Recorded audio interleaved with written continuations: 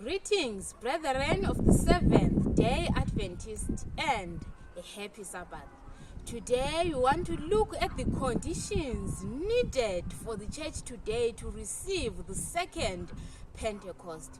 We know, brothers and sisters, that we today as the Seventh-day Adventist, we are waiting, we are crying second Pentecost. We see what is happening in Zimbabwe. They are crying Pentecost 2024, and in America they are crying Pentecost 2025. Brothers and sisters, we see the confusion that is happening today in the Church of God. Will God pour out His Spirit in the same denomination but in different times? No, brothers and sisters, that is not the case. When God is to pour His Spirit, when God is to fill us with the second Pentecost, He will do it once for the whole denomination. But we know today that the Seventh-day Adventist as a whole is in a Laodicean condition. Hence, brothers and sisters, we are not ready to receive the second Pentecost.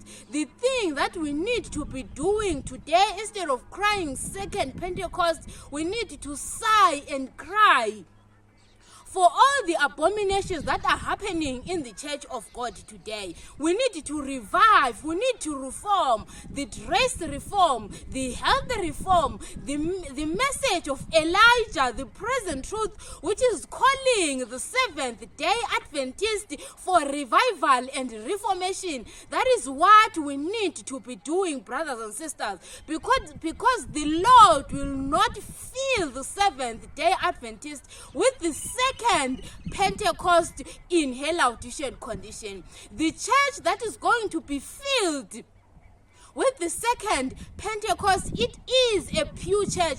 The church purified after the fulfillment of the prophecy that we see in Ezekiel chapter 9. Brothers and sisters, we as the denomination today, we see that we overlook all the things that we need to do. We overlook all the preparations that we ought to be doing by this time in order for us to receive the second Pentecost. We see, brothers and sisters, that the disciples, before they received the Pentecost, before receiving the Spirit of God, they were in one accord.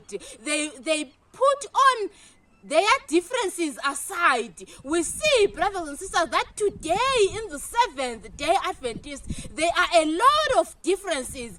Even in the things that we believe in different things, brothers and sisters. We see that we need to put our houses in order before we cry second Pentecost. Let us see what we need to be doing right now. We are going to read from Acts of Apostles, page 37. It reads, "The disciples prayed with intense earnestness for the fitness to meet men in their daily intercourse, to speak words that will lead sinners to Christ. Putting away all differences, all desire for supremacy, they came close together in Christ, in Christian fellowship." These days of preparation were days of deep heart searching. The disciples felt their spiritual need and cried to the Lord for the holy unction that was to fit them for the work of soul saving. They did not ask for a blessing for themselves merely.